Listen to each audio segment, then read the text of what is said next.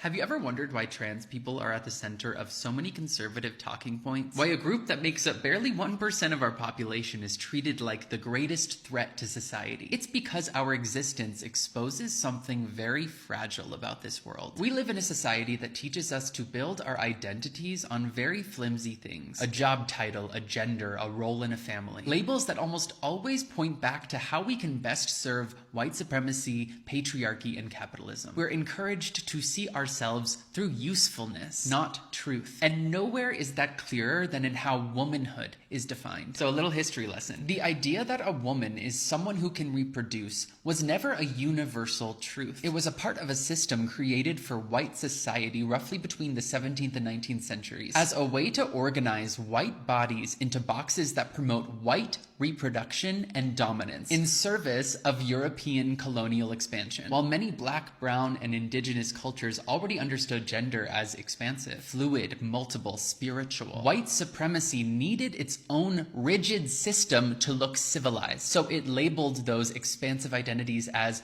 primitive, less evolved, or deviant. This idea that gender is fixed, binary, and rooted in reproduction, it wasn't discovered, it was invented to keep people in roles that serve the system. So today we say, I am my job, or I am my gender as it is defined by my ability to reproduce, instead of saying, I am what brings me alive. I am the force inside me that keeps moving toward truth. Trans people have no choice but to claim the latter. The dissonance between our truth and the identities placed upon us is so loud and uncomfortable that we have to follow something deeper to survive. Our lives prove something profound, that who we are is not limited to labels or roles or even biology. There is something in us, call it a soul or intuition or aliveness, that moves us towards our truth. And that force is not something that you can categorize or contain. That force is our power, and it's within us all. So when they say trans people are destroying society, what they really mean is that we are challenging the rules that keep us all in our place. And that scares the people who rely on those structures, people who